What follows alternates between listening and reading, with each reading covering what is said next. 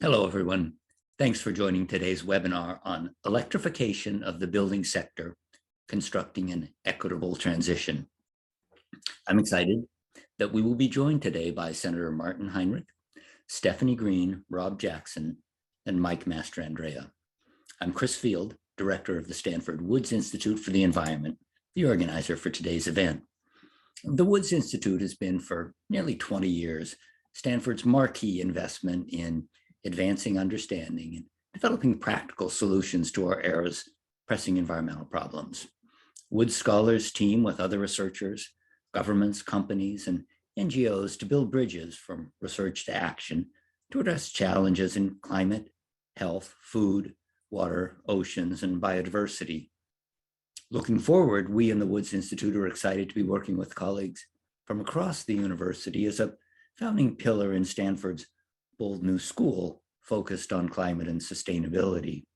And work on the new school is progressing at a rate that's become breathtaking as we sprint toward the official opening in September of this year. Today's session is part of our series of webinars on complicated, important topics with profound consequences for climate and environment. After today, our next event will be on glaciology and uncertainty in sea level rise projections, led by Dustin Schroeder. Please check the Woods website for information on upcoming events related to climate and sustainability.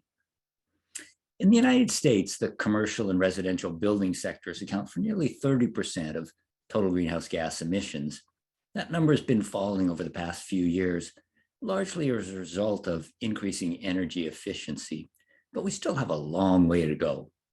Decarbonization needs to be a top priority, but the particulars of the decarbonization pathway, the implications for equity, affordability, comfort, and public health, paving a path to net zero in this sector will require attention to a wide range of challenging issues. For an overview of the issues and the path, I'm thrilled that we can begin today's webinar with comments from Senator Martin Heinrich of New Mexico. That'll be followed by a discussion with a panel of experts who focus on diverse aspects of building decarbonization. Senator Heinrich was first elected to the Senate in 2012. He currently serves on the Senate Energy and Natural Resources, Appropriations, Intelligence, and Joint Economic Committees. With a background in engineering, Senator Heinrich focuses on creating the jobs of the future and confronting the climate crisis. He's a strong advocate for working families and a staunch ally of Indian country. An avid sportsman and conservationist, Senator Heinrich works to protect New Mexico's public lands, watersheds, and wildlife for future generations. Prior to his election to the Senate, Senator Heinrich served 2 terms in the U.S. House of Representatives and 4 years as an Albuquerque City Councilor. Senator Heinrich, we're honored to have you join us today. Hi, everyone, and thank you, Dr. Field, for a very kind introduction. I'm just really excited that Stanford Woods Institute has brought all of us together here today to talk about what I really believe should be one of our central climate strategies. And before I tell you why I care so much about electrification, I want to first just thank all of the researchers and engineers, scientists and students joining us on the panel and in the audience today. Your work to research the obstacles and the cost challenges, the technological challenges of our current landscape in the building sector is really critical. And you're engineering the solutions that will help us meet our enormous energy and climate challenges. So I really just can't tell you how important your work is. And I would just say, keep at it. And I really want to encourage each of you to keep calling on policymakers like myself to learn from your research. You know, hold our feet to the fire to find a path forward for real concrete actions that you know exist. Now, I join many of you in seeing widespread electrification, or what some people are calling the electrification of everything, as foundational, as a foundational piece of that kind of concrete action. In coordination with the decarbonization of our entire power generation sector, electrification of our homes and our offices, our vehicles, will be central to meeting our carbon emission targets quickly enough to actually present some of the worst impacts of a warming planet. My background studying engineering is probably why I've been so drawn to both the promise and the pragmatism that I think electrification solutions represent. The climate crisis is the greatest challenge that we face today, and one that we cannot afford to ignore. And with all of the climate catastrophes that seem to be happening around us today, it can become all too easy to sort of feel powerless to make a difference. I get disheartened when I see the diminishing snowpack in northern New Mexico, or the extreme wildfires that have impacted every state in the western United States. And I've seen with my own eyes the dried up riverbed, the dying cottonwood trees along New Mexico's Rio Grande. You know, as the father of two teenage sons, I know just how attuned the rising generation is to how their future is going to be impacted. And they're looking to us to make real progress on this front. It's really the engineer in me that's learned to break down even the most complex and daunting problems into pieces that are manageable, things that we can take on today. And any way you look at it, cleaning up our energy sector will play the single largest role in our climate fight. You know, around 90% of our greenhouse emissions come from our production and use of fossil energy sources, from coal to fossil gas, oil. And what many of us don't realize, I think, is just how big a role the machines and the appliances within our own households and businesses and driveways are really playing in all of this.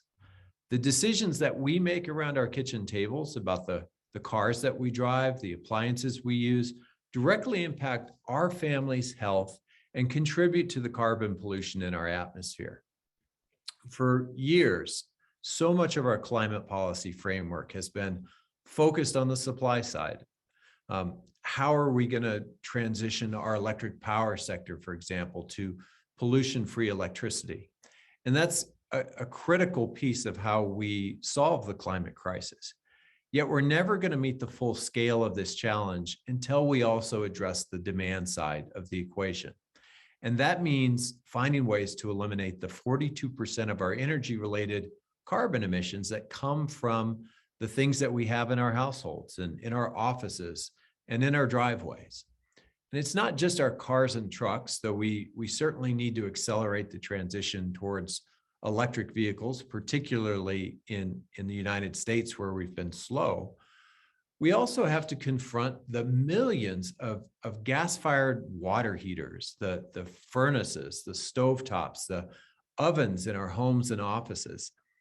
The good news is that there are already substantially better electric alternatives for each of these fossil fuel burning appliances in our homes.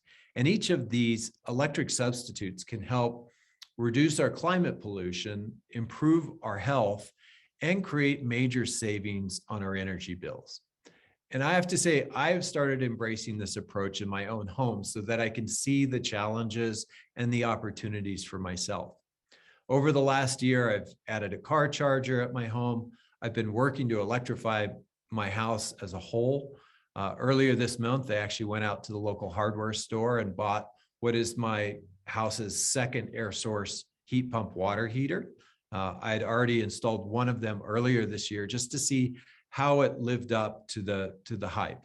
And I can honestly say that I've been pretty amazed by how inexpensive and efficient, quiet, and for that matter, unpolluting these appliances are to operate. And because it's running off electricity, it's never burning fossil gas in my home. It's never adding to the indoor air pollution with methane or benzene or other harmful compounds. And I know that some of the researchers here have been looking at these effects from indoor air pollution. I'm convinced that this will be an area of growing importance as we grapple with our need to transition the machines in our homes to electricity. Indoor air pollution is a dramatically underappreciated public health threat, and probably one that many of you know more about than I do. Now, when we talk about electrifying everything, what we really mean is getting to a place where every time something breaks in your family's home, whether that's something enormous like a furnace or whether that's the stove in your kitchen and the range, whether that's your water heater, that people can choose to install a clean, modern, efficient electric alternative for the same price as the old combustion technology. We also need to get to a place where our schools and our businesses, our local governments are electrifying not just their vehicle fleets, which is critical, but also their new and their existing buildings. As we electrify all of those vehicles and appliances, we will also need to keep scaling up our clean energy generation on the supply side through both new utility scale renewables projects and through the installation of many more distributed energy resources, things like on-site solar and storage systems and demand response solutions. That's how we can finally turn the tide on our carbon pollution from both sides of the equation and make a real difference in the trajectory of our climate challenge. Now, throughout the last year, I've been proud to lead a new effort in Congress to build a coalition of lawmakers who are committed to accelerating widespread electrification. In April, I joined 19 of my colleagues in the Senate to introduce the Electrifying America's Future resolution. That resolution laid out a clear policy framework for how we can build and advance broad, widespread electrification, put Americans to work, reduce our energy bills, and advance an equitable economy with strong worker and labor standards.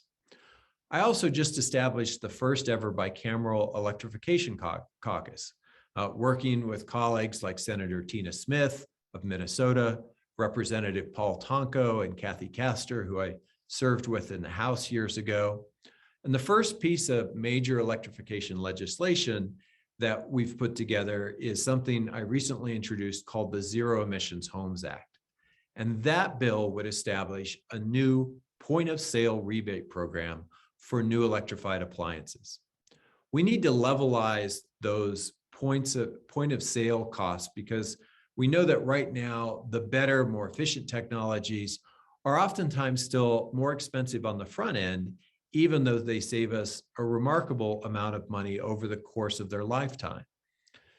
This really is an economies of scale issue. And if we can reduce the upfront cost, the point of sale costs, I think we have a winning argument to convince so many more families to choose the better mousetrap. Among other reasons, families will save a lot of money over on their utility bills over the years after they install these appliances. And over time, those savings can actually dwarf the difference in upfront costs. I know, instead of spending $300 to $400 a year for all the showers that my teenage kids take, as I did with an old inefficient water heater, now I have a heat pump water heater that has, an annual sticker it says of about $150 a year. That's a pretty incredible step forward. And that type of savings, when it's compounded over multiple different appliances, can make a big difference in the energy burden that a lot of our families face. I should also add that after seeing so many major spikes in gas and home heating oil prices this winter, that one of the best ways we can insulate, no pun intended, more families from the wild price swings that are associated with commodities is electrification. Now, I want to be clear that we need to be really thoughtful and deliberate about equity issues in this transition. That's why it's going to be so critical to have policies in place that provide targeted subsidies and economic incentives to overcome those very real upfront transition costs. In my view, a climate solution that leaves low-income families behind it's not a climate solution at all. And as more of us choose electrification, we'll also have opportunities to encourage more American manufacturers to produce more and more of these devices. That in turn will dramatically drive down costs for consumers. And as that demand rises, it'll incentivize more of our neighbors, plumbers, carpenters, electricians, the other tradespeople in our communities to train in installing, maintaining all these new electrified technologies. And it's so important that we don't lose sight of all the careers that can come with widespread electrification. We'll create an enormous number of new jobs through manufacturing, installing, and maintaining millions of new car charging stations in our garages, heat pumps, hybrid water heaters, induction stovetops. We'll also need workers to help us manufacture and install new breaker boxes and service panels and the home batteries and rooftop solar systems that often go along with electrification. And we'll employ millions more Americans building up and maintaining all of the new clean generation and transmission infrastructure on our grid that's going to power all of our electrified homes and businesses. Before I get too carried away with that vision of what an electrified future will look like, I'm sure that many of you want to know how much of this can we reasonably expect to accomplish right now, especially at the federal level.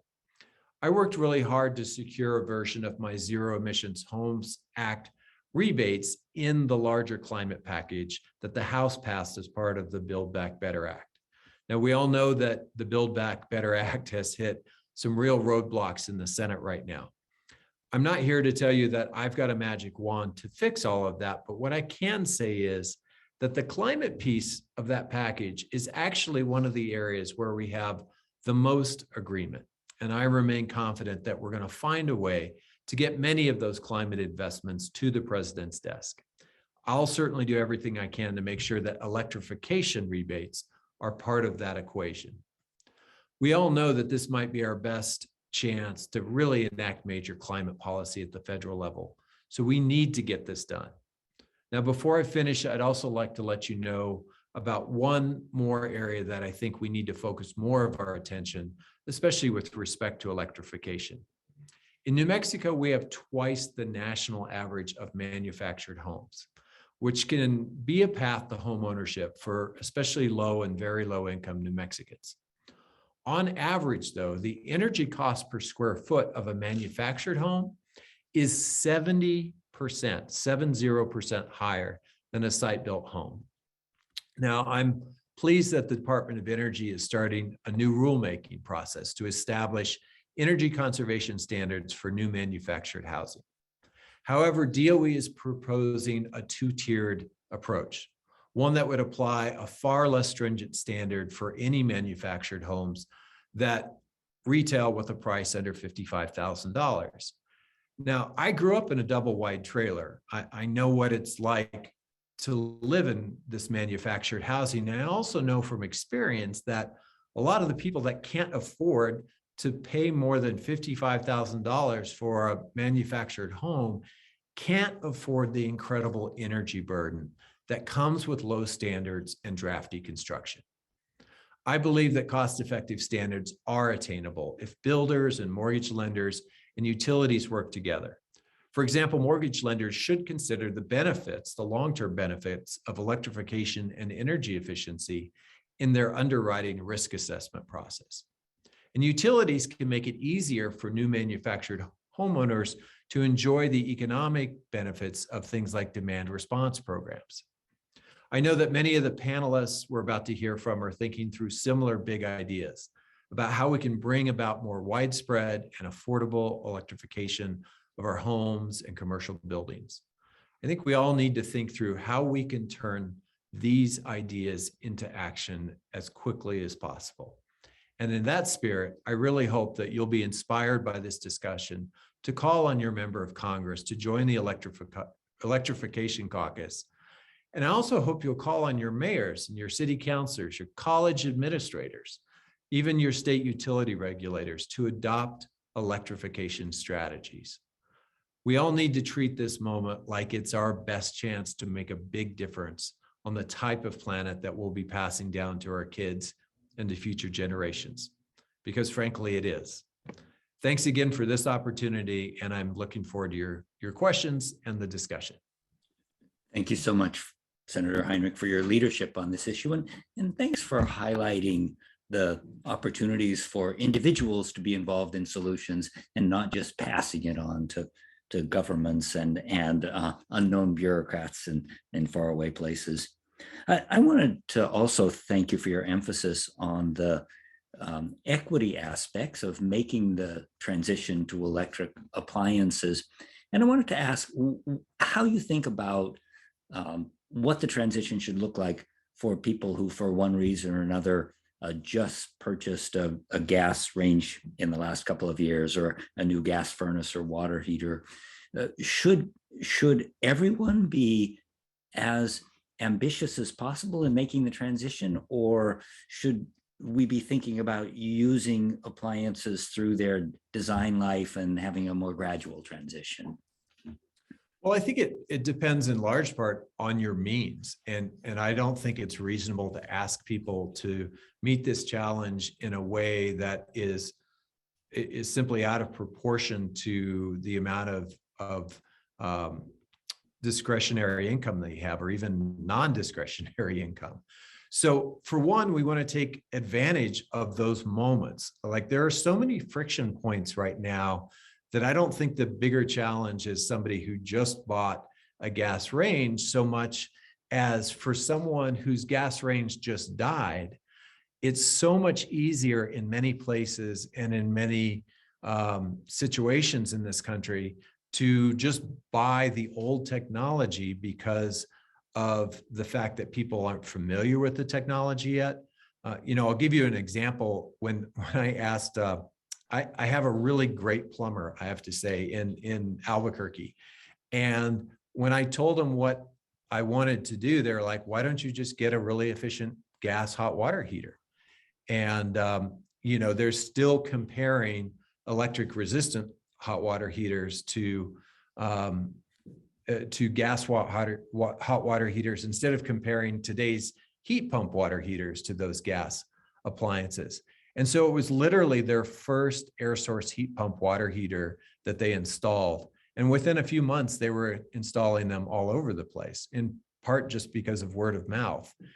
So I think getting the phasing right is important, and taking advantage of those moments when, when someone's furnace or HVAC goes down, they need to be able to make a decision to fix that quickly. And if we don't have the right machinery on the back of your HVAC contractor's truck or your plumber's truck, it's not going to get installed. And I think removing those friction points is more important than telling somebody who's struggling on a relatively low income that they have to replace something that they just replaced.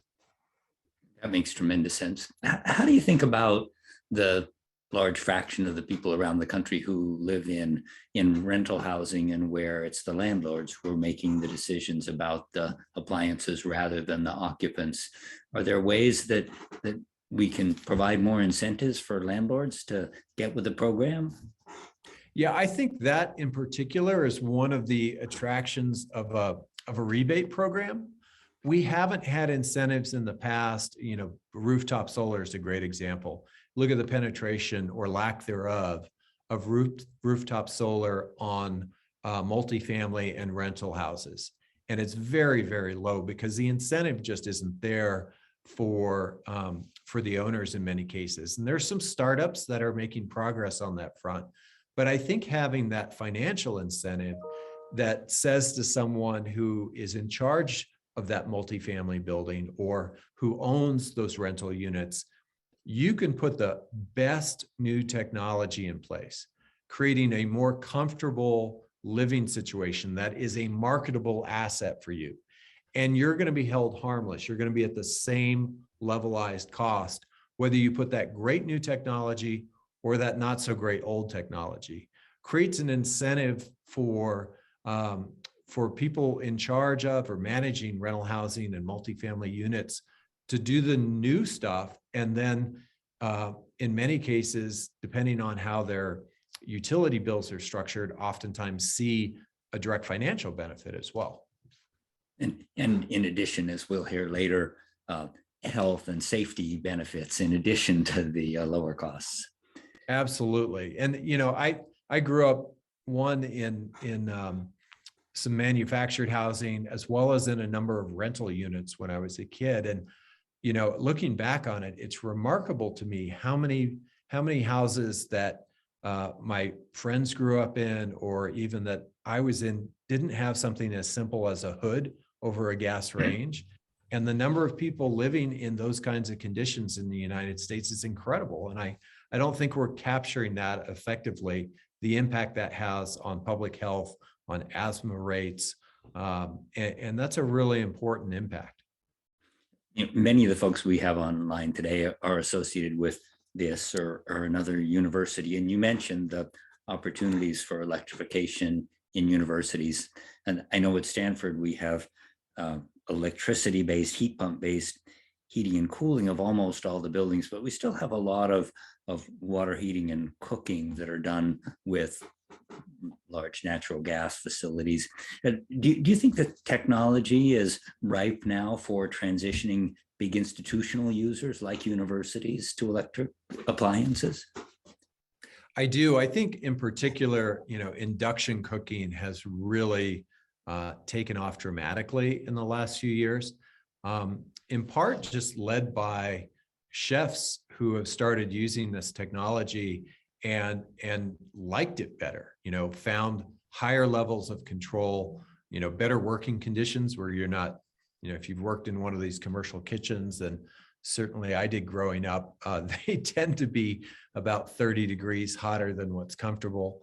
And a lot of that, both in the quality of cooking, but then also in the work environment, can be ameliorated by these technologies now. And so I think the adoption level, the adoption curve, we're really seeing sort of the beginning of the hockey stick there, led in part by a lot of people who work and, one, care a lot about their craft in terms of the quality of the food they're producing, but also the work experience of being in a kitchen surrounded by, gas stoves all day versus having induction as your ability to cook.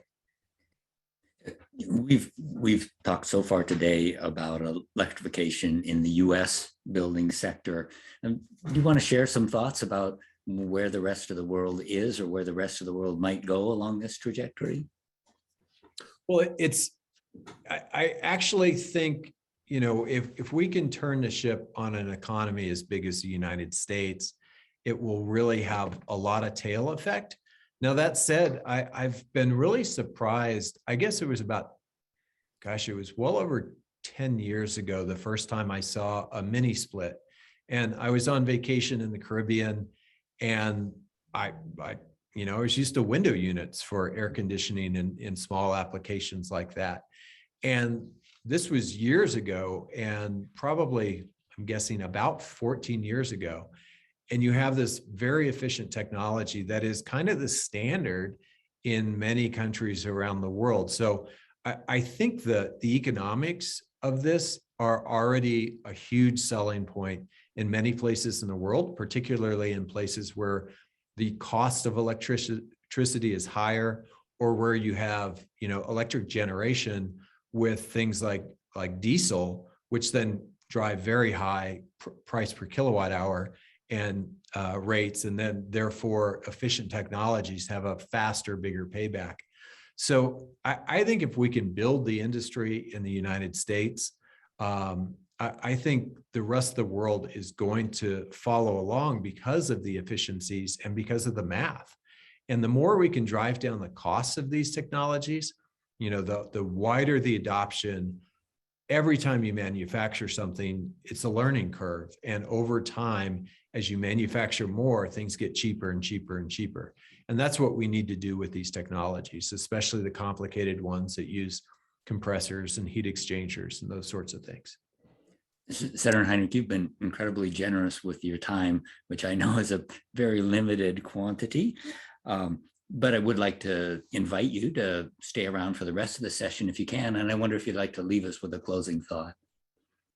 I guess my closing thought, and I'll try to stick around here for a few more minutes, is just that it is very easy to get into a situation where all of the decisions that are causing the climate challenges we face are being made by somebody else. I think you called them the faceless bureaucrat. And it's true that there are big corporations that historically have been energy producers.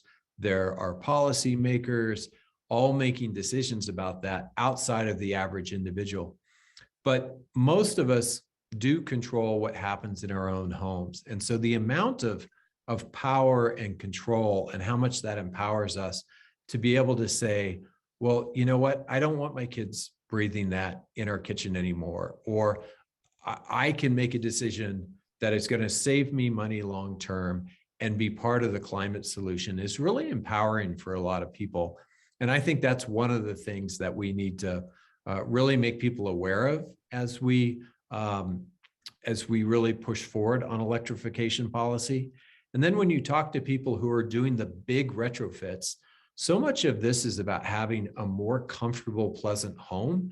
And that is driving adoption even faster than the energy efficiency or the cost savings. Just the quality of life that comes with this new generation of electrified appliances is really appealing across the board from low income to high income. Thank you so much. And thanks for closing with this emphasis on the technology not only being more climate friendly, but being better for health, for the economy, and just in general. So thank you so much, Senator Heinrich. For the next segment of today's webinar, we're going to turn to three experts in research and policy aspects of building decarbonization. Stephanie Green is a managing director at RMI, where she leads the Carbon-Free Buildings program. Stephanie helped launch and continues to expand RMI's building electrification initiative, which enables a cost-effective, sustainable, and equitable path to electrification. Prior to joining RMI, Stephanie held a number of leadership roles at PG&E. She was most recently the director of clean transportation, where she led the utility's electric vehicle initiatives. While Stephanie is no longer at Stanford, she holds undergraduate and master's degrees from our interdisciplinary Earth Systems program, plus an MBA from UC Berkeley. Rob Jackson is the Michelle and Kevin Douglas Provost Steele Professor and Senior Fellow at the Woods and Precourt Institutes. A scientist of truly unusual breadth, Rob's led efforts to understand forest and grassland ecosystem processes, the global carbon cycle, and greenhouse gas emissions from natural gas infrastructure. Rob's had a huge impact on awareness of greenhouse gas emissions through his role in chairing the Global Carbon Project. With ambitions of reaching audiences that extend beyond the boundaries of science, Rob's published in the popular press about the environment, 2 books of children's poems, and numerous poems in literary journals. His photographs have appeared in many media outlets, including the New York Times, Science, Nature, and National Geographic News. Mike Mastrandrea is an interdisciplinary scientist focused on managing climate risks and the design and implementation of energy and climate policy in California and beyond. He's research director of the Climate and Energy Policy Program and a senior fellow at the Stanford Woods Institute for the Environment. He also serves as chief advisor for energy and climate research at the California Energy Commission. Prior to joining Woods, he was director of Near Zero and a senior research associate at the Carnegie Institution for Science. Before that, Mike and I worked together when he was part of the leadership team for the IPCC 5th assessment report. The format for the next segment of today's webinar is that I'll start with a few questions. After about 20 minutes, we'll get to the good part, questions from all of you in the audience. To get a question into the queue, type it at any time into the Q&A box using the Q&A button at the bottom of your screen. We'll get to as many questions as we can. After the conversation, we'll draft answers to any unanswered questions and post them on the Woods website. Rob, let me start with a question for you. One of the things that Senator Heinrich raised is the issues associated with health and safety implications of natural gas appliances. Can you give us a little better picture of the kinds of things that are health and safety issues? Sure. I think most people are, well, first of all, thanks to Chris and the Senator and everyone for attending. I think most of us are used to thinking about sort of the greenhouse gas effects of gas stoves and home appliances, but we're not as in tune to thinking about the health effects. And yet, as we stand over our stoves, we're literally breathing co-produced gases and pollutants that come from the flame. And examples include carbon monoxide, formaldehyde, and we actually have a paper coming out tomorrow on NOx emissions, nitrogen oxides, and that are irritants and trigger asthma and difficulty breathing and things like that. So, you know, a stove in particular is unusual. It's the only appliance that we have where we stand over a flame, literally breathing it for hours. And would you characterize this as a major public health threat, or is this something that we really should be paying attention to, but doesn't reach the level of being critical? I think everybody's house is a little bit different. It is important everywhere. We think about the concentration in your air depends on how big your kitchen is, how ventilated your house is, whether you have a hood or use a hood, and what quality that hood is. And it also gets at the issue the senator raised about environmental justice. People in lower income areas tend to have smaller kitchens where gases build up to higher concentrations. They have poor ventilation equipment, and they're less able to afford swapping out appliances. So I think it is something that all of us need to be concerned about. Who wants to breathe more NOx than they have to?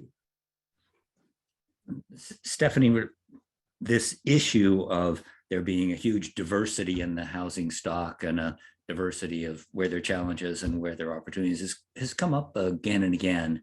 Give us a picture of how you see this diversity playing into the opportunities for solutions.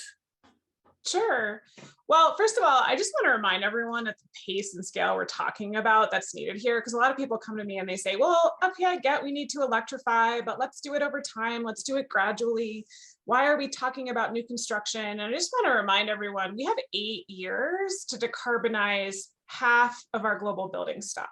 And that includes electrifying that building stock. And so, this is the type of thing when we talk about policy, why this is so urgent and needed. So in terms of diversity of housing stock, in the US, we have 70 million buildings that are burning fossil fuels on site. So primarily gas, that's also propane and fuel oil. And 12 million of those are in California.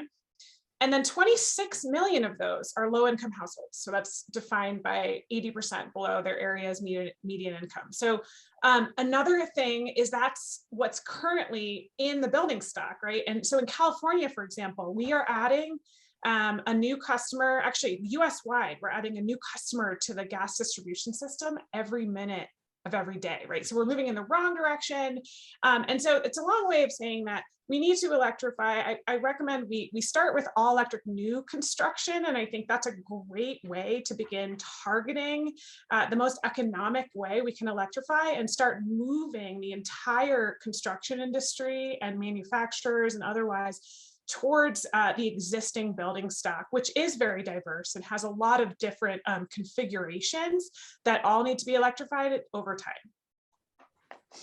And Mike, one of the things that comes up in the context of transitioning to electrification is that potentially leads the economic burden of paying for maintaining the infrastructure of the natural gas system on a smaller and smaller number of people. What are the issues there, and how should we think about the equity issues associated with people leaving gas? Yeah, thank you for the question, and thank you all for attending as well. I think that this is one of the things that is really important to think about in terms of building electrification, that it's both a conversation about how to make that transition, but also a conversation about the future of the retail natural gas system that, as Stephanie was just talking about, many households currently rely on to heat their homes, their water, to cook, and other uses. And if you're talking about a system where there is widespread electrification and there are more customers who are leaving that system, in a lot of places, for example, here in California, the way that the costs of the system are paid for is by the customers on the natural gas system paying for that based on volumetric rates that are based on how much gas they use. And if you have a situation where there are less customers, there's less gas usage over time, without reforms to the ways that rates work and the ways that those costs are allocated, you're going to have those costs concentrated on a smaller and smaller number of people, many of whom might be renters or other lower income communities and individuals who don't have the means to be able to overcome the upfront costs of electrification, or for other reasons can't exit the natural gas system. And so this is something where there needs to be I think a managed transition that really protects and actively involves those customers, those communities, and helps to assist with the kinds of costs of the transition. I want to ask one more question about the exposure to the combustion products from Rob. Many of the combustion products are simply an aspect of the fact that this methane is being combusted. Does it make any difference what kind of stove or how old the stove is, or whether it's a gas oven or a range top? But what are there things that owners of these appliances could think about as intermediate steps, or is the answer really transitioning to the electric alternative as soon as possible? That's a great question. We might have expected that older stoves, for instance, would leak more because the fittings might be leakier, for example. But so far, at least in our work, we don't see that. Just simply the presence of the gas stove leads to more leaks. And surprisingly, most of the emissions that we measure come when the stoves or the appliances are off. That includes water heaters too. And that suggests that it is sort of the fittings and the connectors that aren't quite tight. So there's some things that homeowners can do through wrenches and tightening the connectors. That's harder to do on a stove than it is in a water heater or a furnace that's more out in the open. But so there are things that they can do, but the combustion products are almost impossible to eliminate. On cars, we have catalytic converters, right? So we use very high temperature add-ons to fully oxidize gases, so you don't get things like carbon monoxide. But there's no way to add a carbon monoxide catalytic converter to a stove or an indoor appliance. Really good point. Stephanie, Senator Heinrich talks a lot about the opportunities that individual homeowners have to go and upgrade their appliances on a as needed basis. And you've emphasized policy levers that are impactful mainly at the new construction end of the spectrum. And how do you think about, I guess, capitalizing on the opportunities for individual homeowners to make good decisions about their home appliances at the same time we're sort of driving this policy ship in the direction that, as you've already said, should go through new construction first? Yeah, I should caveat that. So let me just say, the vision for new construction is it's economic today, hands down, right? So RMI's analysis has shown this, all electric new construction in a number of different climate zones and cities. It's just you don't have the customer and investor costs of building more of the gas system, and it's also just cheaper for the builder. So our vision there is that will help the contractors, the builders, the market get familiar with these technologies. At the same time that we pair that with incentive programs like the Zero Emissions Home Act that can actually work on upfront rebates or incentives, so that upon appliance burnout, all homeowners and owners of buildings should consider immediately swapping out their gas appliances with electric on burnout. So we kind of view it as, let's get that market moving. Let's move the cost of these appliances down the cost curve even further. And then let's pair that with incentive programs that can help support change out upon burnout. But I am not suggesting that I do not think it's worth swapping out the appliance before it reaches this end of life. But I think we can have substantial change in the marketplace before that happens. But there is an opportunity for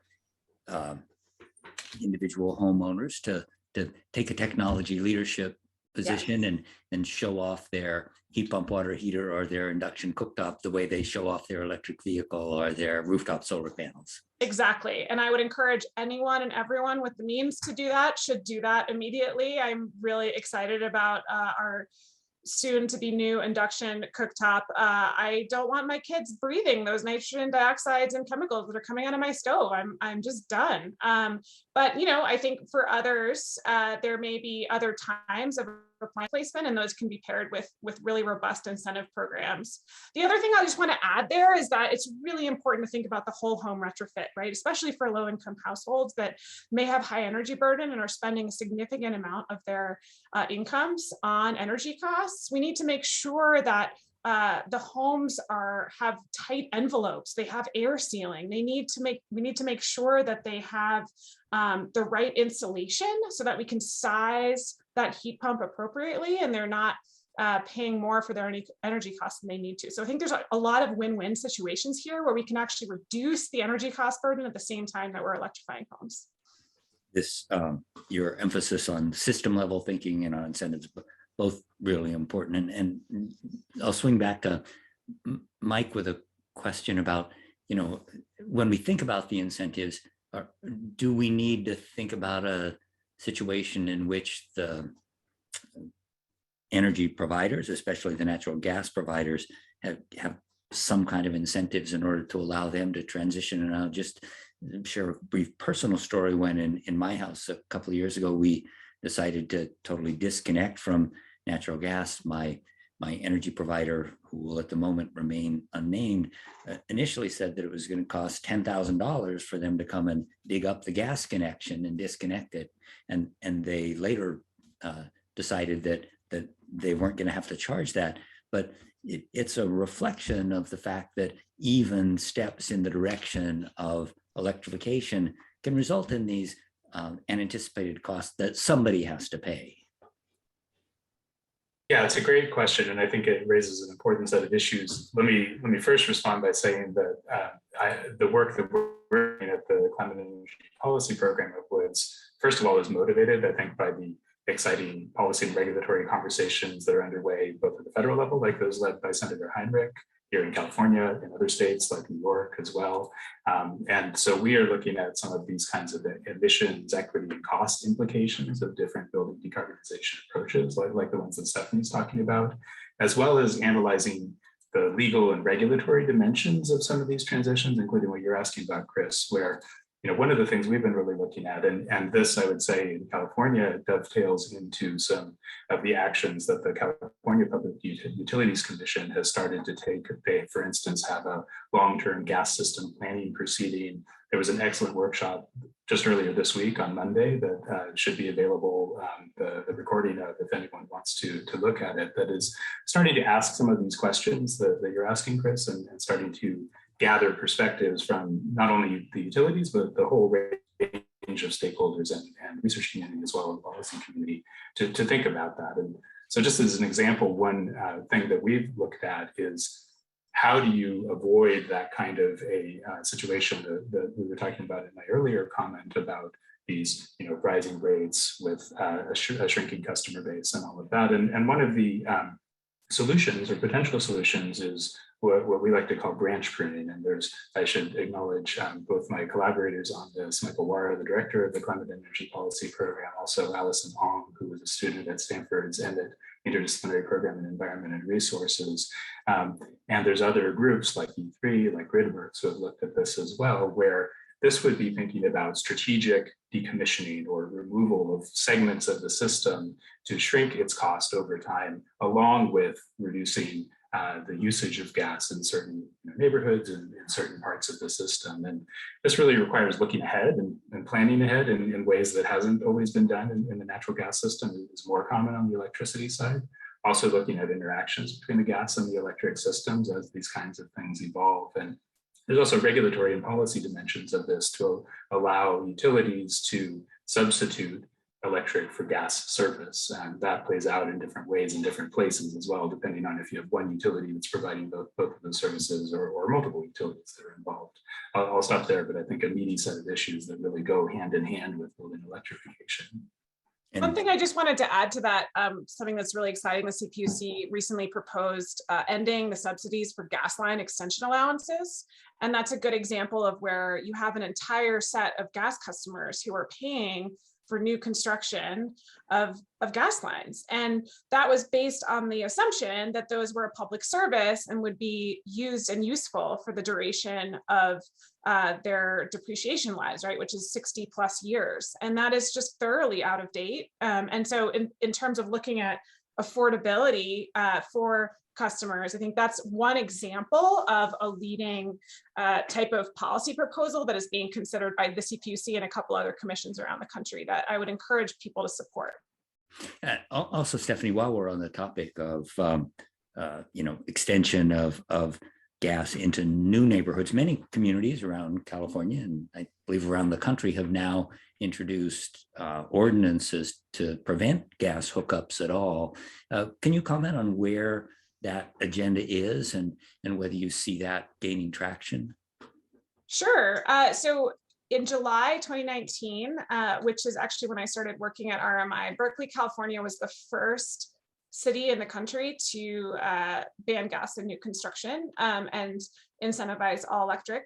And then now we have over 50 cities nationwide that actually over 50 in California alone. And then we have New York City and a couple other cities around the country. New York City is the largest population city to require all electric new construction. So we definitely see this trend continuing. As I said, it's in line with the economics. It's in line with what I view as the right thing for utility investors, for utility customers, and the most affordable option, as well as the healthier option for, so I see this continuing in cities across the country, hopefully.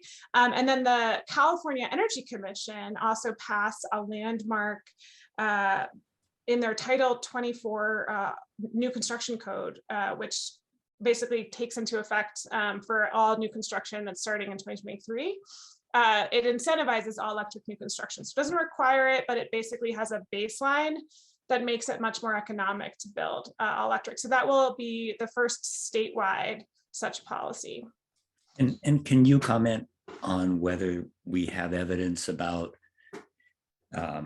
the comparative effectiveness of these new gas bans versus the kinds of incentive programs that don't involve a ban? Yeah, it's a great question. I mean, I think that we support all, what I would say, all electrification supporting policies, be them incentives, be them bans. I think that on the new construction side, requiring all electric new construction is simply the right thing to do for economics, for health reasons. And so I think that will help jumpstart and require the market to move faster than incentive programs alone would. But I think we need both in order to move the market at the pace and speed that we have to. And I think the more and more that builders become familiar with these technologies, the more and more this will become hopefully the default option for a large number of regions across the US. Thank you.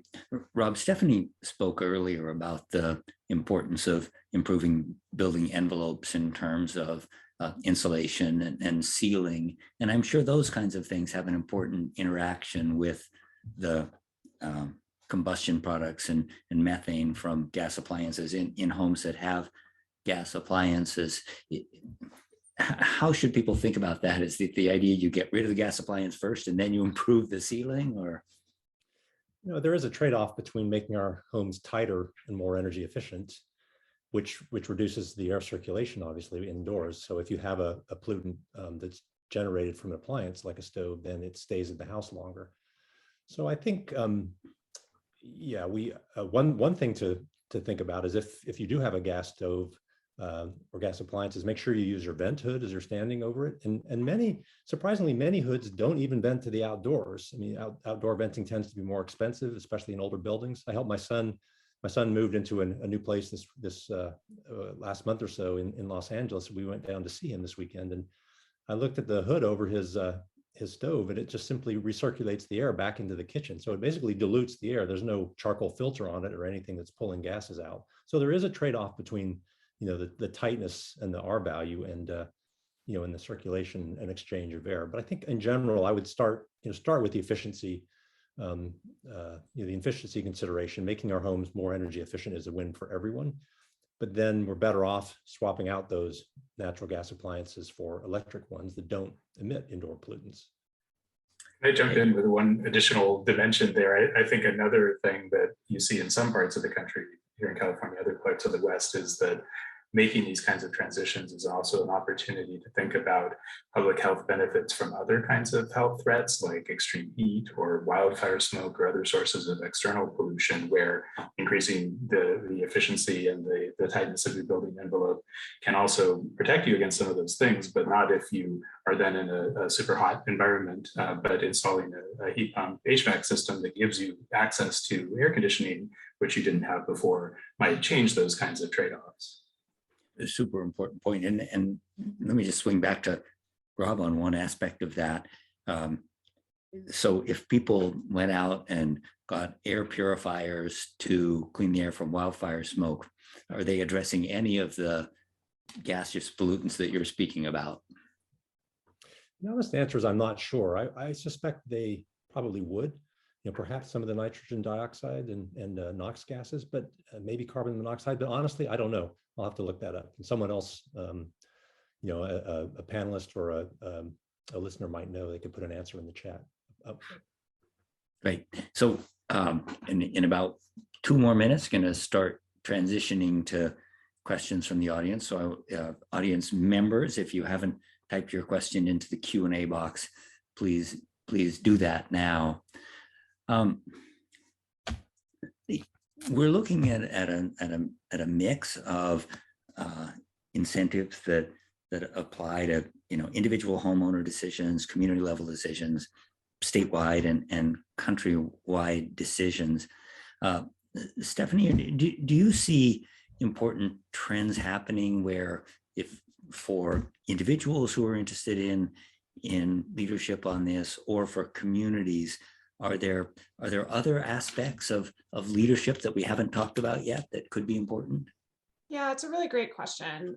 So first of all, I would definitely encourage people living in communities, if there are not incentive programs or policies to incentivize all electric new construction or appliance swap out incentives, talk to your city council member, talk to your local policymaker, get the conversation going there, and support your utility regulator in ensuring that this transition is affordable for customers and eliminates things like gas line extension allowances and otherwise. One other thing I just want to flag is that it's really important to make sure that this transition is equitable, right? So as I mentioned before, we have 26 million households in the US that are lower income, are currently burning gas, oil, or propane, and low income and BIPOC communities are spending a much greater portion of their income on energy bills than the average household. So 2/3 of low income homes have high energy burden. And so we need to make sure that in this transition, that low income and frontline communities are prioritized in this transition, that they benefit from lower energy bills. And so there's some really important policy levers that can be done there as well. In California, RMI is working with a coalition of 10 cities and community-based organizations to look at what does an equitable electrification transition policy for these cities look like. At the federal level, there's Congressman Jamaal Bowman and Senator Markey introduced the Heating and Cooling Relief Act, which would basically increase the federal LIHEAP funding to $40 billion a year to make sure that households are not paying more than 3% of their income on energy costs. So things like that can create protections for lower income households as we make this critical transition to all electric and healthier homes. And I think a really important kind of punctuation mark for the end of that statement is that we know that the long-term ownership costs of the electric alternatives are lower. It's not a question of going to a higher cost solution. It's a question of financing a way to get into the lower cost solution. That's exactly right. Let me start with questions from the audience. Here's one from Steve McCracken, probably for Mike. As we move toward full electrification, how do we change how we regulate investor-owned utilities and the setting of rates? Thank you for the question. I think it really depends on what the context is. So there's not really one blanket answer to that question at a general level. I would give you an example of California, though, where I think there's both the kinds of processes that I mentioned earlier on the gas side of things to understand what is a long-term planning process and how rates fit into that kind of a process for the natural gas system and how it's paid for and maintained safely. Also, equity, as Chris just highlighted and Stephanie just highlighted, is something that's fundamental to that. And I would say that communities and customers need to be involved in providing input from the beginning of those kinds of processes. And that's, I think, the approach that the CPUC is taking here. Also, I think, as I was mentioning earlier, there's a difference between where there's one utility involved and multiple utilities involved, and also places where there's ambiguity in terms of what is the obligation for utilities to serve, which often has been again, to the equity dimensions, has been a hard-fought win to say that there is an obligation to provide quality, affordable, just, and fair energy services to all customers. But there is this question of, is that something that is fuel specific? Is it something that's natural gas provision, or is it an energy service that can be provided by either natural gas or electricity? And that's something where in some cases at least, and I know that there's a conversation going on in New York, for instance, legislative action may be needed to really clarify those kinds of questions and provide direction to the public utilities commissions, who are the ones who are regulating utilities. Yeah, thank you so much for that. Here's a question I think probably for Rob, this Marshall Dinowitz. What happens to the old appliances, and are we just going to get a secondary market in junky used gas appliances as a consequence of the push to electrification? That's actually a great question. I've had that conversation with a number of people over the last week, where we have natural gas appliances in our home, and we're thinking about electrifying and getting rid of them. And I think a lot about what to do with it. It doesn't help anyone to take a natural gas stove out of one home and put it in another. If you were finding someone who was definitely going to buy a stove or water heater or a furnace anyway, and got them to use a perfectly good used one, then that would be a win. But if we just dump a bunch of gas appliances on the market and lower their costs, then we'll make it more likely that they're used. So I don't know what the best approach for that is. And Stephanie and I were talking about that after the preparation call for this webinar. What do we do with our own appliances? What's the right thing to do? So I think I agree with the sentiment that Stephanie and the senator proposed, and that is that we don't want to start with taking new and useful appliances out of circulation. We want to make sure that we don't put any more new natural gas appliances into circulation. So ideally, we let older appliances, run their lifetime. But I think ultimately some of them will just have to be taken offline. And presumably things like ranges and water heaters are made of mostly recyclable materials. Stephanie, thoughts on this one? Yeah, I've been talking about this with my team a little bit. I think some level, maybe not cash for clunkers per se, but some level of incentivizing getting these older appliances out of the market entirely is likely the right solution, especially those that are creating indoor and outdoor air pollution, right? Just the more we can do to get those out of the market and not create the perverse market incentive of these low cost used devices would be ideal. Let me turn to a question that kind of interfaces the energy efficiency and public health issues with national security. And this is a question from an anonymous attendee. Can panelists comment on the report that was released yesterday entitled "Extremists See U.S. Power Grid as Target, Government Report Warns"? Extremist groups in the U.S. appear to be increasingly view attacking the power grid as a means of disrupting the country, according to a government report aimed at law enforcement agencies and utility operators. Does building electrification increase the risk? Does it provide a pathway to decreasing it with distributed power? How should we think about the interface?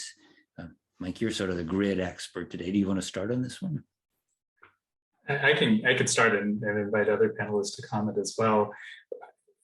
I guess the way where my thinking goes on this is that this is really a question about resilience, because you have the same kind of a situation if you have a large natural disaster or an earthquake or something like that. And I know that there are some conversations around, well, if, for instance, we are shifting away from natural gas and only using electricity for building energy uses, does that somehow reduce resilience? I think that that's where it's really important to think about distributed energy storage and having no batteries or other kinds of microgrid type options. It's also not clear to me from some of the research that I've seen, for instance, even in Palo Alto, the public utility in Palo Alto has been doing some research on these kinds of questions. And I guess it's not clear to me that you see a big decrease in resilience when you're moving just to electric, but you certainly need to think of a strategy in the system that can weather those kinds of disruptions. If I could jump in briefly, Yeah. if that's all right, Chris. I agree with Mike that the storage issue is critically important on many levels, and I'm certainly not an expert on security of the grid. But there are, there's a risk of terrorism that we need to take very seriously. But there's also a risk of planetary collapse and a need for planetary health. So the world is generating 8 billion tons or close to 8 billion tons of carbon dioxide pollution from natural gas use each year. And that number is rising faster for natural gas than for any other fossil fuel. So we have to talk about, when does the bridge end? When do we phase out of natural gas? And on top of that, all the pipelines and at every oil and gas well and downstream to houses and buildings, there's additional methane leakage, and methane's far more potent than carbon dioxide is. So there are other threats besides terrorism that we need to take very seriously. I wonder also, we tend to think about the electricity grid is particularly vulnerable, and we don't really think about the vulnerability of the natural gas distribution system to cyber attack, to other kinds of terrorist attacks, or to simple cascading failures. And is it really right that the electricity grid is intrinsically more susceptible to these kind of cascading failures than the natural gas system? I am not an expert on this, although I did work at PG&E. I'm not an expert per se on the resilience of the gas system, but I would say that gas safety risk is a huge concern. We have pipes running explosive material underneath our homes. We don't think about it very much, but we have safety risks from the gas system every day that require a substantial amount of investment in gas O&M expenditures that, again, are customer dollars that could avoid being spent if we only had one of those two systems, right? Creating a single system will enable that system to focus our dollars on maintaining that system and minimizing the risk from that system. I also just want to remind people that, with the Texas blackout, controversial topic area here, but the power system went down because the gas lines froze over, right? So gas is used both in the power electrical system as well as the distribution system. So it gets very complicated very quickly. You also need the power in your house currently in order to turn on your gas furnace and your gas water heater. So even if the grid goes down, it's not a particularly resilient solution to use those devices either. If I may, once more, thank you, Stephanie. I would just like to give a little bit of credit to the utilities and to the people involved in the industry, because the explosive risks that Stephanie mentioned are real, but they are also declining because of efforts of utilities and people and such. So I just we want to give credit where credit's due. So the data suggests that those kinds of events are still happening today, but they're rare and rarer than they used to be. Yes, thanks for calling that out. I would like to second that. An enormous number of incredibly hard work done by many of my former colleagues at PG&E to reduce those risks every day. And certainly many homeowners in California have installed battery backup in order to allow their energy continuity to persist through an outage, whether it's a public safety power shutoff or an unintended shutoff. So that's nobody has natural gas storage on their site. Let me turn to a question from Nathan Dadap. What groups oppose electrification efforts and why? And Stephanie, and maybe that's a question for you. Yeah, I mean, I'd say that the gas utilities, many of them have currently opposed electrification efforts. Some labor unions have as well, right? And that's something that I believe can be addressed with really understanding what does a just transition look like for workers, right? There's an enormous number of local jobs that are needed to electrify all of the homes and businesses we need to electrify across this country. And so what types of ways, we also need these gas workers for many more decades to help transition the system in the ways that Mike has described. So I don't think this is necessarily a concern in terms of jobs. It's more of a retraining opportunity. It's a way of how do we transition this system safely. But yeah, I'd say some labor groups have opposed, some gas utilities have also opposed electrification efforts. There is some discussion that RNG or hydrogen should be used in the gas system instead. And I'm happy to talk about why RMI certainly does not see that as the economic pathway to decarbonize the building sector, but I think that those are some of the types of questions that have been received. And some members of the builder community as well have expressed concern that consumers will not be happy with all electric homes. And again, I think that reflects a misperception of customer demand for these types of appliances. Let me turn to a question now about capacity charges. This one's from David Graves. A recent county building project is using fossil fuel gas for HVAC, water, heating, and cooking. In parentheses, a jail.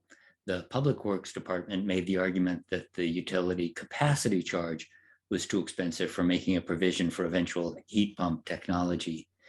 Are we seeing a situation where there are features of the electricity pricing, especially the peak charges, that make it impractical for many, even new projects, to be all electric? Mike? Yeah, I mean, I'm not really familiar with the particulars of this to comment specifically on the example, but I think that's what that capacity chargers are one example. Another that I've heard of anecdotally is new housing developments who are interested in being all electric, potentially facing costs that they might have to bear, at least partially, of electricity infrastructure upgrades that would be required to serve that new load. And so, again, to me, that means that at the regulatory level, there need to be design changes to how those costs are allocated. I agree with something that Stephanie said earlier, that the costs of maintaining two systems at the same time are likely to be higher than the costs of maintaining one system. And so you need to think again about how to move from where we are now to there, and not have all of those transition costs fall on individual customers that mean that they make a different decision. As customers disconnect from gas, are there additional costs for altering the gas system? Is my personal experience with the utility saying they wanted to charge for the disconnect, or what's it actually cost to disconnect? And should we see that as something that needs to be budgeted as we look to the future?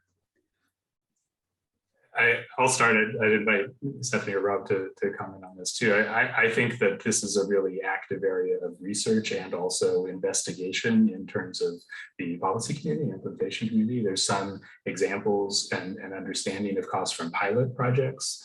Here in California, there's been pilots in the San Joaquin Valley that I think have provided a lot of information. There are other pilots in the Sacramento Municipal Utility District and other places, PG&E's service territory as well, that could be looked at as data points. But I don't think there's a comprehensive view on exactly what those costs are. Also, what the end point is. Are you, removing the pipeline? Or are you decommissioning it in a way that it's still in place in the ground? And then what the requirements are to make that safe in the long term. Stephanie, did you want to comment on that? Yeah, I don't have anything to add. I'd say that it's definitely an area that needs further exploration and research. And in particular, what are we talking about? What is the safe decommissioning cost? And also, who pays for that cost, right? I think the more that we prune the system, we need to consider, is that something that utility customers should be paying for? Is that something that could be spread out in a kind of decommissioning bond? Like, there's different ways we could spread those costs. And I think a little bit of lack of clarity in the system itself on how much it costs. So I think these pilots will be much needed to better understand that and create policy around it. I wonder if you guys can help me put the electrification level in context a little bit. And if I think about the extra electricity demand that is associated with switching from a internal combustion to an electric vehicle, and I compare that with the electric demand associated with transitioning my HVAC and water heating and cooktop to electricity, how do those things compare?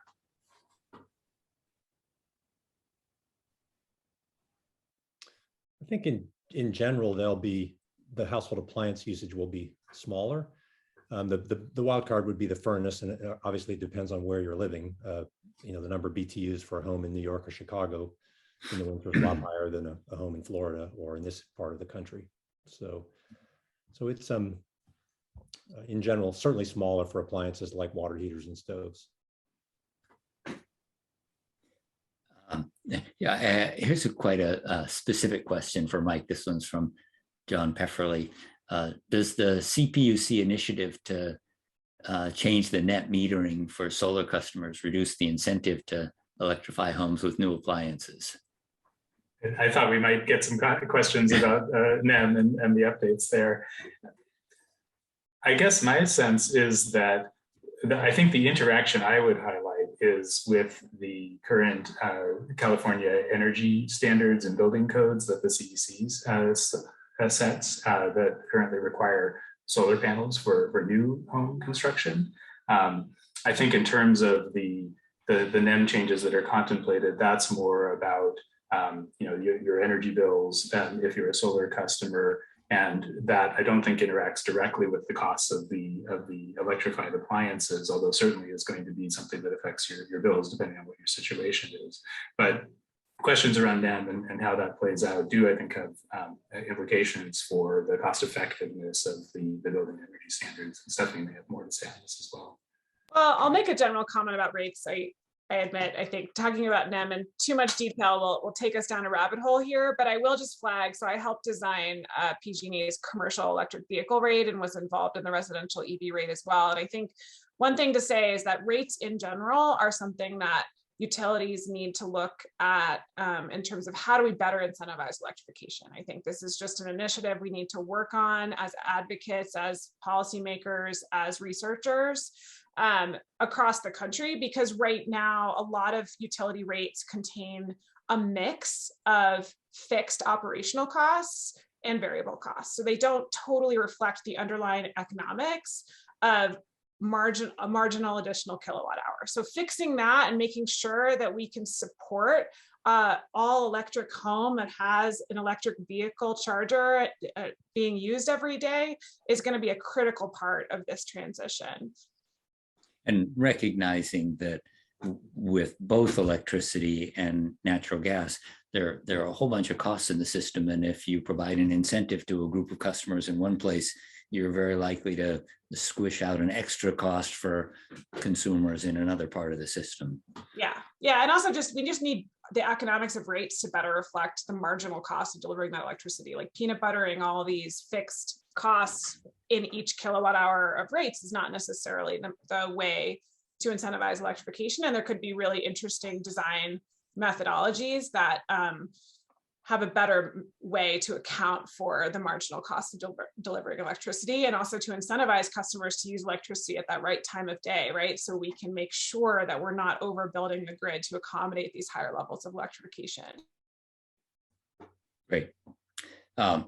Here's a question on the transition. What energy service companies do you see as leading the charge in residential building electrification retrofits? What are the challenges and opportunities for scalability? That's a question from Blake Dressel, and maybe Stephanie, that one's for you. I'll just call out that the construction industry is such an interesting one. We've seen flat labor productivity in the sector for 80 plus years, right? And I think that there's so much room for innovation in retrofits right now. And I would encourage anyone interested in this to form a startup, figure out like, how do we do a retrofit in a day? So something that RMI is working on is bringing the model of the Netherlands Energy Sprong model, which does whole home retrofits for multifamily in a day to the US. It's called our Realize California initiative. We also do it across other states. But there's a huge number of innovators in this space that are looking at industrialized retrofit packages, that are looking at ways to aggregate demand across similar building typologies to bring down the costs of an insulated wall panel, of a mechanical pod. There's lots of innovation there. I'd encourage you to look at the ABC Collaborative and the member companies part of that, and go from there. Great. Other comments on that one?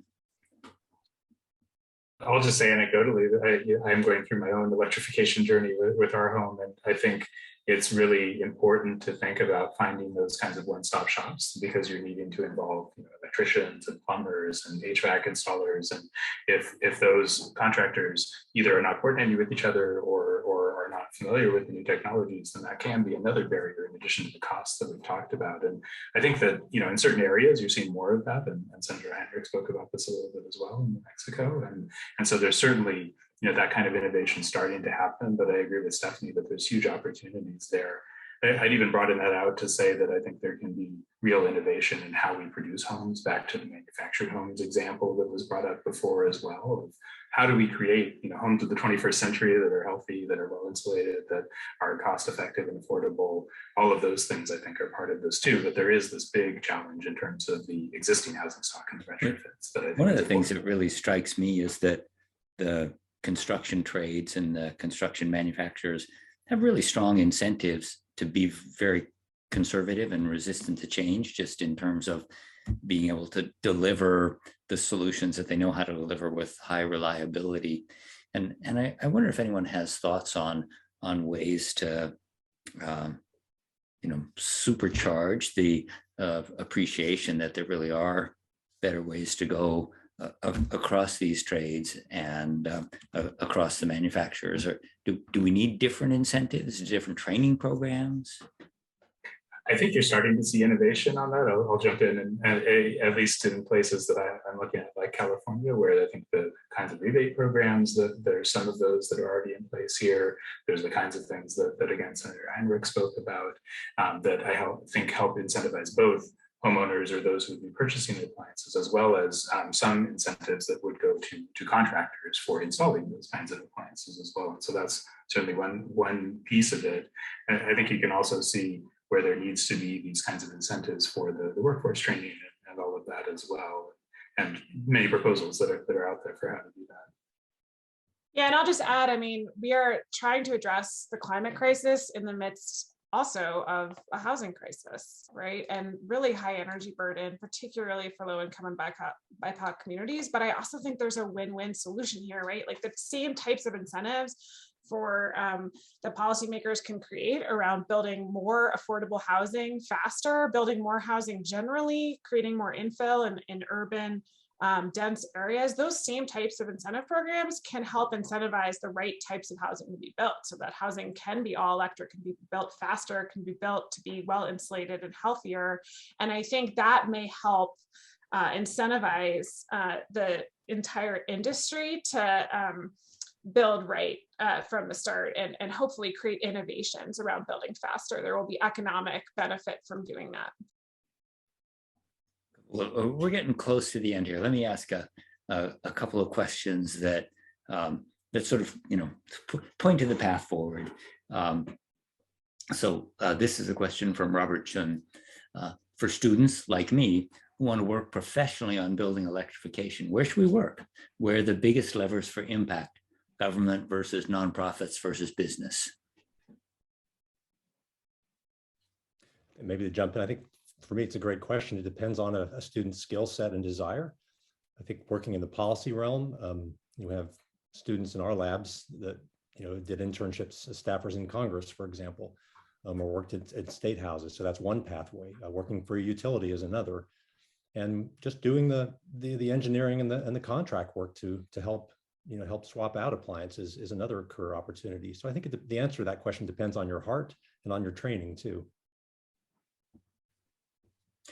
Also, let me bring around a series of separate threads that you've all done a wonderful job of connecting, but what we're talking about is important steps toward addressing the climate crisis, ways to save money with proven technology that's available now, and ways to increase health and safety by limiting exposure to really dangerous pollutants that we're releasing into our homes. I mean, it seems like those three things together make a pretty compelling set of opportunities. And it feels like the progress we're making still isn't, it's not aligned with the magnitude of the opportunities. Is there just incremental progress we need to make on the kinds of legislation that Senator Heinrich described, or are we missing some piece of this puzzle? I'll go briefly, and Stephanie alluded to this at the very beginning of the webinar, how few years we have to turn the ship around. So, there's no question that the technology shift is not happening at a pace that's commensurate with the problem. That's true in the electric vehicle sector as well. And we haven't really talked about the grid itself. Of course, all of these benefits for climate depend on having a clean electricity grid, and there's a lot of work to do there. But having said that, electrification, will help us cool the planet, release slow global warming. It eliminates all indoor air pollution from our appliances. We stopped burning coal in our home decades ago. It's time to stop burning natural gas in our homes too. Really, really good point. And I guess I forgot the fourth thread that I should have pulled in as the thread of the affordable housing crisis, which is really important and impacting people on a daily basis. A closing thought, Mike, on steps forward and maybe accelerating progress? I think the one thing I would highlight is that, first of all, I agree with all of those dimensions and think that they're critical and interwoven.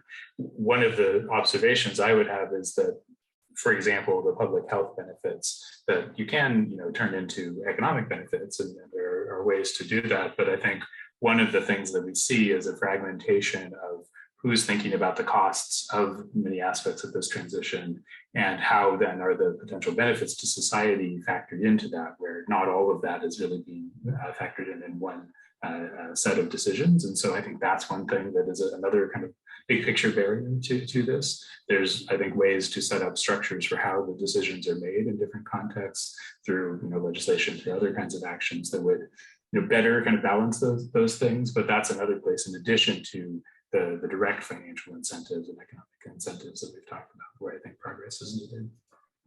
Yeah, and I'll just add to that. I mean, I think one of the big challenges of this sector, especially coming from, I worked on renewables procurement a number of years ago, and in some ways that's, I hate to say that that's easy, but that's like you regulate a single set of utilities and you say you need X% RPS standard and you're done, right? And this is about influencing a huge set of decision makers, an entire construction industry, individual homeowners, individual portfolio owners. And so I think one of the ways we can reach scale, in addition to policy at the state level, at the local level, and also at the federal level, we need more leadership like Senator Heinrich pushing for large scale incentive programs. I think we also need portfolio owners, appliance manufacturers, construction industry players to actually take a leadership role in saying, hey, I'm going to create commitments to move affordably and equitably towards this future that we know is needed, and to find ways and pathways to do that economically and equitably. And let me just close with a thought that I encounter every time I talk about solutions to climate change, is that the people always have questions about what you can do as individuals that really makes a difference. And some of those things are influenced through the policy process.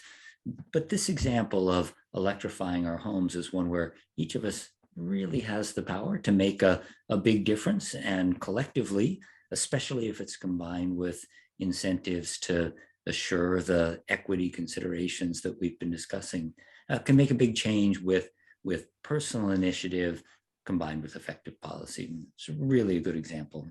So thank you, Mike and Stephanie and Rob, for really, really wonderful conversation and a good way to enrich the remarks that were so compelling from Senator Heinrich. I want to thank all the audience for joining today and for a series of wonderful questions that didn't get answered, we'll post answers to. I also want to thank Senator Heinrich's staff, especially Anais Borja, and Superb Woods Institute staff, especially Lee Rosenbaum, Natalie Festa, Molly Field, and Athena Serapio. And I also want to thank Evan Schwartz for video support. Thanks so much. Enjoy the rest of your day. Thank you all. Thank you so much.